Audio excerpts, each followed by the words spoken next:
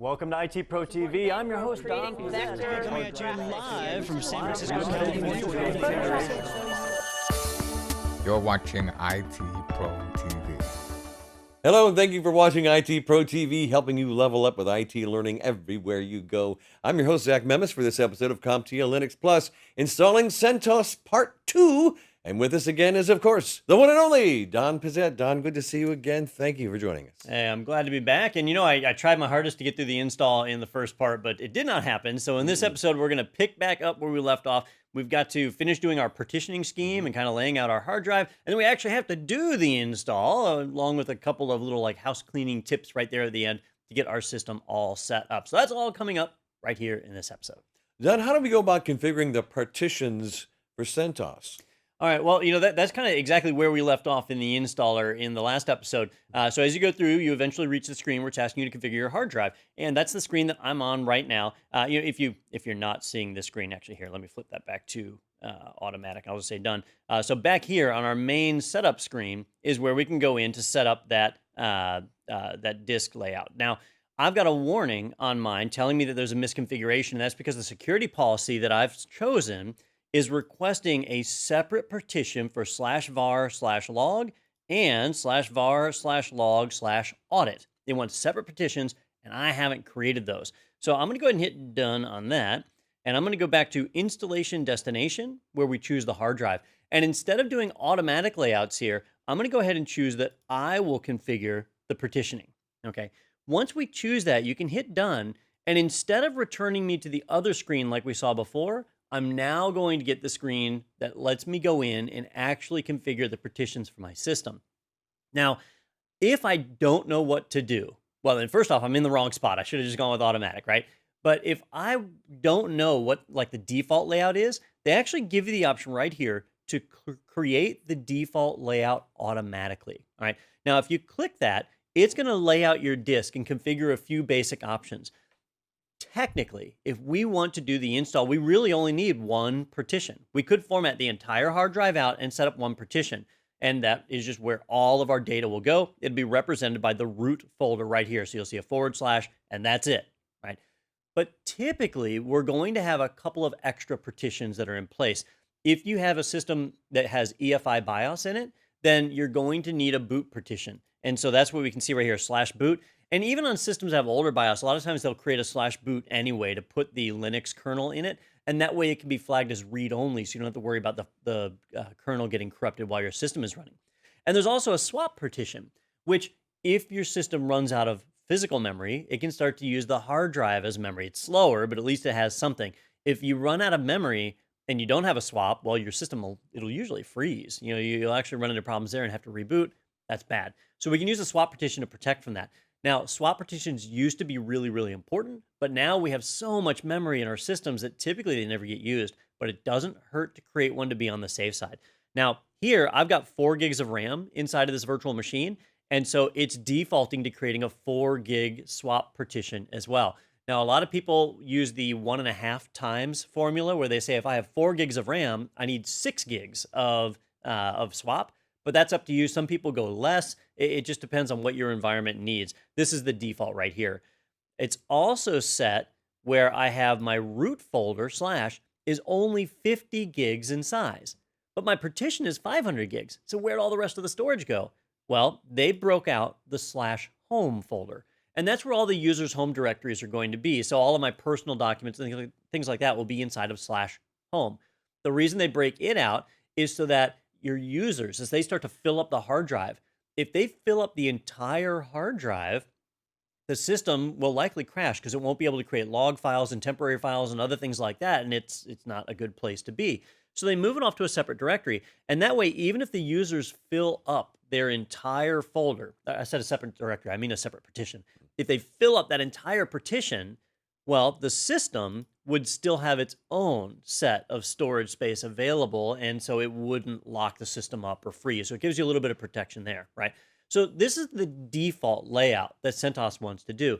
Now notice, this does not break out things like /var/log, which I had a warning about on my main screen that I need to correct that in order to allow the system to boot properly. So I'm going to need to tweak this a little bit. but I'm kind of out of space. It allocated everything. If I look down here at the bottom, I can see that I have a whopping 992 kilobytes of space left thanks to their partitioning scheme. So if I want to add more partitions, I've got to take away from what's here. Or actually, I've got two choices. I could just delete all these and start from scratch and lay out the partitions my way, or I could go with their default. Now, what I'm going to do is I'm going to take that home folder and I'm going to shrink it. Right now, it's 445 gigs in size. And so I'm just going to shrink that down and maybe I'll make it a nice even 400. Okay. Really easy to do that right now because there's no data in it. This doesn't exist. Doing this later on is actually a little bit difficult, shrinking or growing partitions. So it's always better to kind of pick it the right way here. I can also choose a few other things while I'm in here, things like the device type. You've got a couple of choices in here about how you want to lay this partition out. The default is LVM, the Logical Volume Manager, which we've seen in other episodes. That gives me the flexibility to grow and shrink these.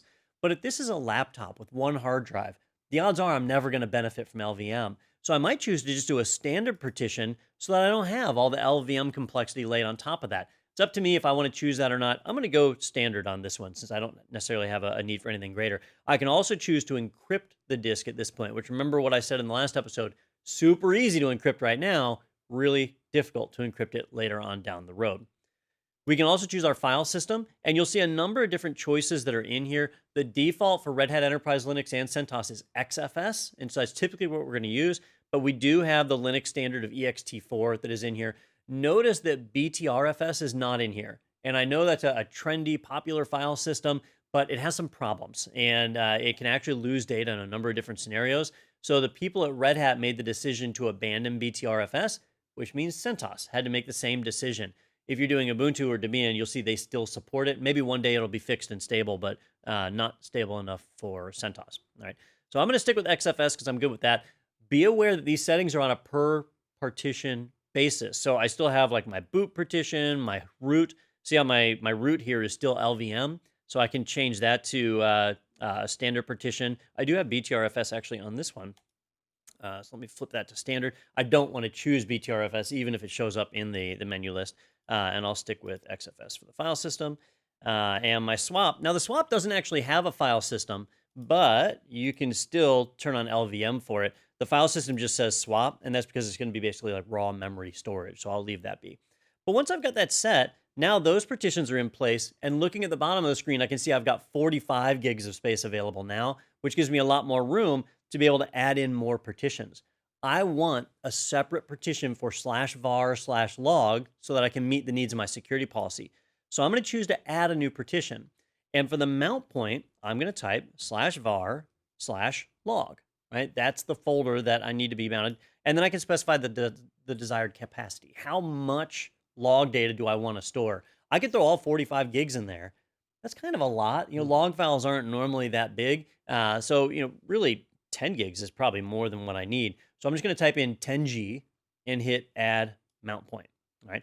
Once that's done, I can see it right there. I did 10G. If I did 10M, it would be 10 megabytes, 10K, so it translates that for me.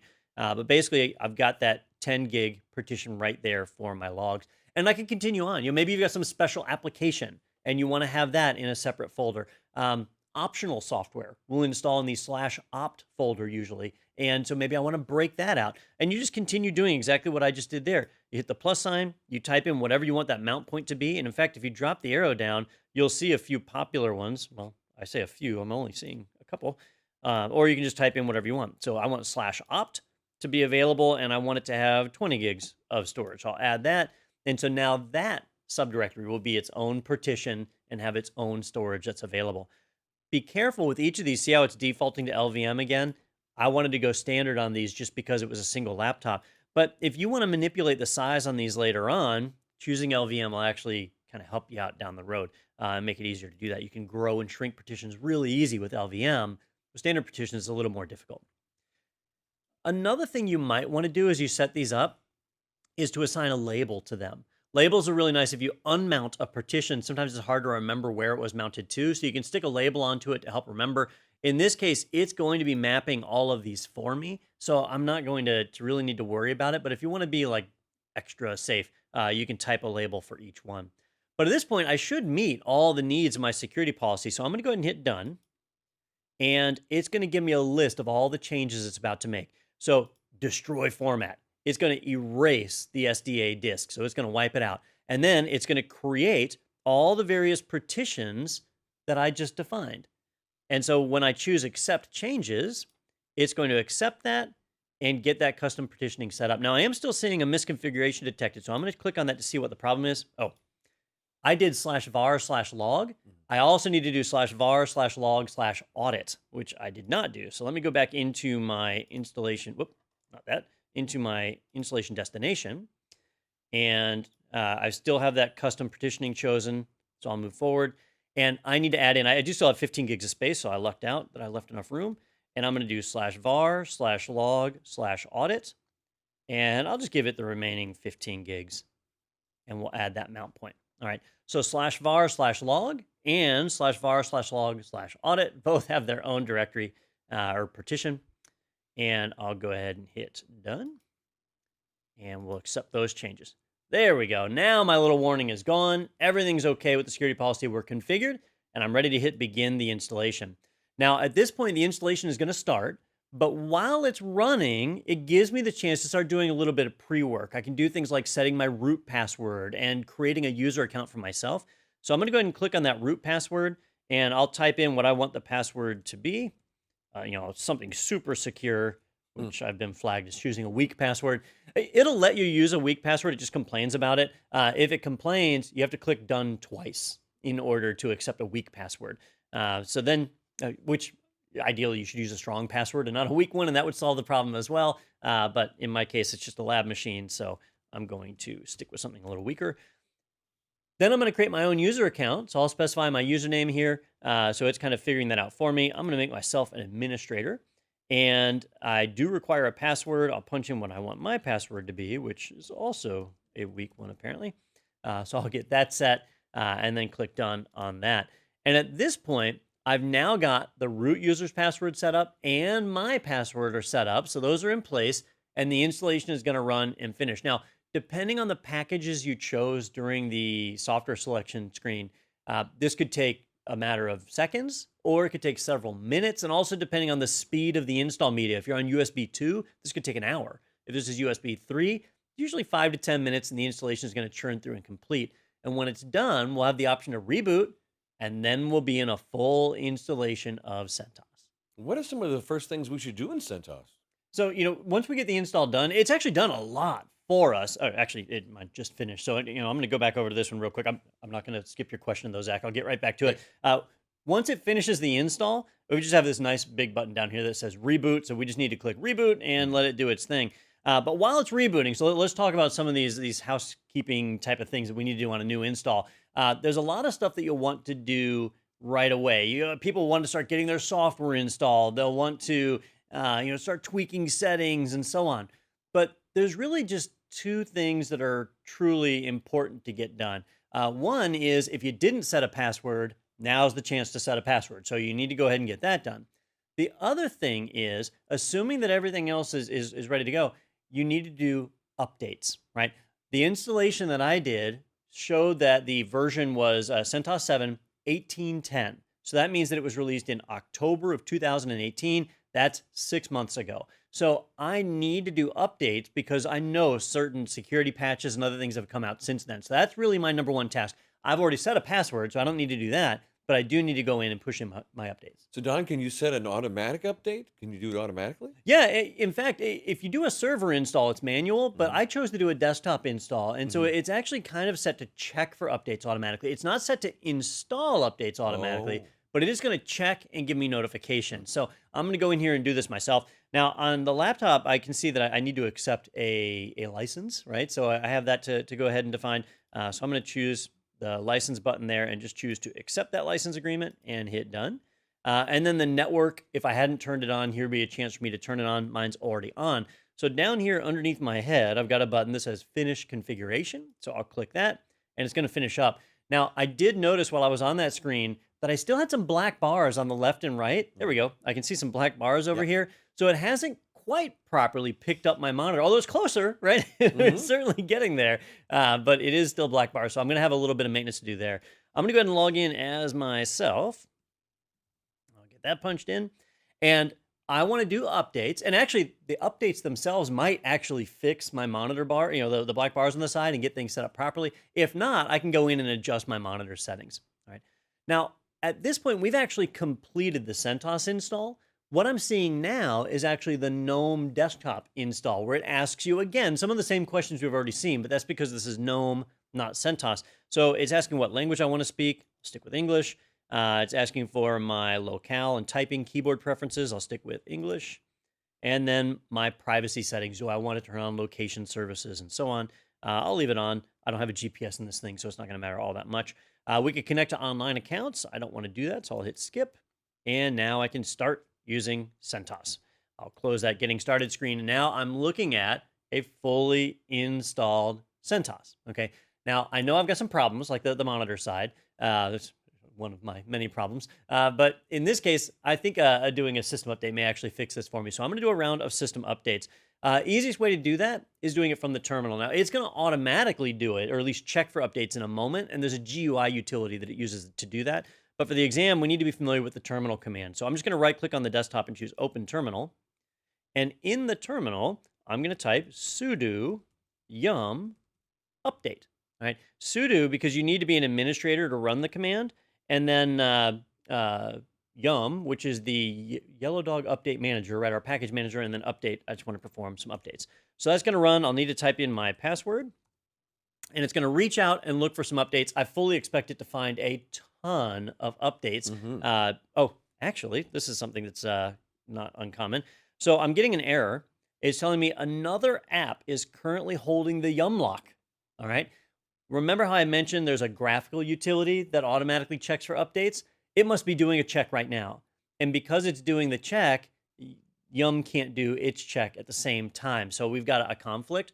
If I wait, see it's retrying over and over and over again. If I wait, eventually it'll get its chance to pop in. But if I don't want to wait, the GUI utility is tucked away under here. Let's see, under System Tools, I believe. Yeah. If you go under System Tools, you've got Software Update right there.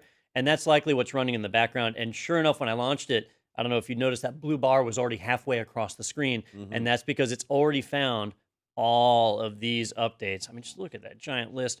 140 updates that are available. That sounds like a ton, but up here it tells me in really, really tiny text that it's just 83 megabytes. It's not a whole lot. So if I want to do the updates here, I can, which I guess I might as well. So I can just hit install updates and it's going to actually perform the updates. Or back here, if I was in my command line, let me just Control C to break out of that. We could basically rerun it from here if I exited out of the other one. But you could cherry pick the updates, right, Don? You don't have to pick all of them. Oh yeah, I mean, if you're really dedicated, there's 140 updates in there, right? I mean, yeah, well, there'll be a bit of time involved here. and some are certainly more critical than others. You definitely want like kernel updates. You don't want to mess around there. You definitely want to get kernel updates. But other ones, I'm sure there were some updates back here that I don't care about. Let's see. Time zone data. Time zones really haven't changed that much, so they're not too critical. Actually, most of these are pretty important. I do see a number of Mesa updates, which is part of the video library. Remember I said I think if I do updates, it might fix my black bars. So, hopefully that'll do that. While I'm waiting on these updates, so they're actually installing in the background. While I'm waiting on them, what I could do, actually, it's asking me to trust the source. It wasn't doing the update in the background. It's waiting. So it's connected to the CentOS server, so I need to verify that I trust that server. In my case, I do, so I'll hit trust. And now it's going to prompt for my password. So I'll authenticate, and now it's actually going to go in and start to do an update. I did get an SE Linux AVC denial, which means software tried to write to a directory it wasn't allowed to. Remember that security policy I chose earlier? So something violated that policy, and we'll take a look at SE Linux in another episode to learn how that works. For right now, I'm just going to dismiss that error. So, Don, what do we do if the update doesn't fix the situation? It might not. I hope it does. If it doesn't, we have a few choices. If you have a special video card in your system, you might actually need to go to that video card vendor, NVIDIA or AMD or whoever, and download a driver from them if they have one. There might be a third-party driver that's available. Or this could actually just be as simple as me needing to go in and click on a setting in the display. It actually says that all my packages are now up to date, which is good. That's good. My display hasn't changed, but I probably have to reboot for it to take effect. But let's just pretend for a moment that it didn't fix the problem, right?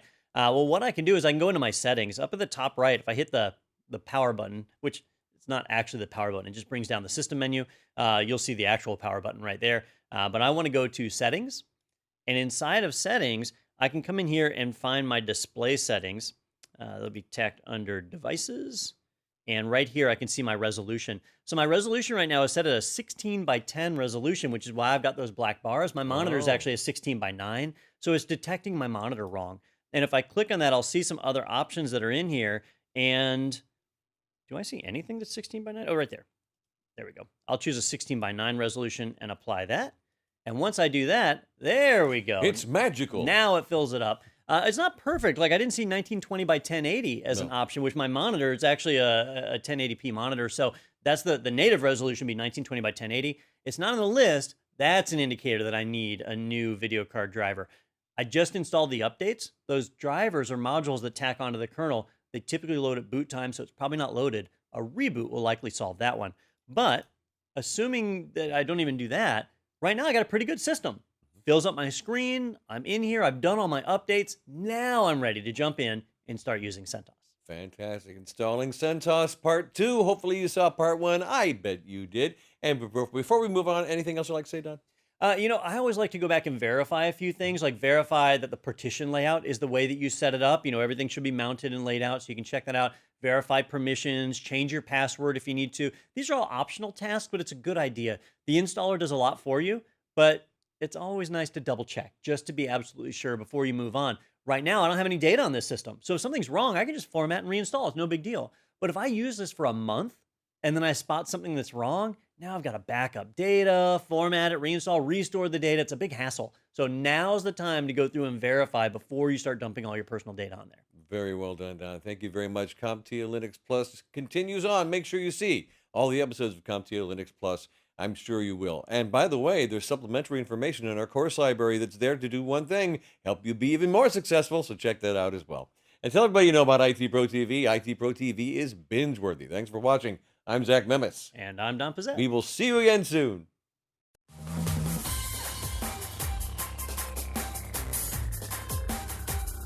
Thank you for watching IT Pro TV.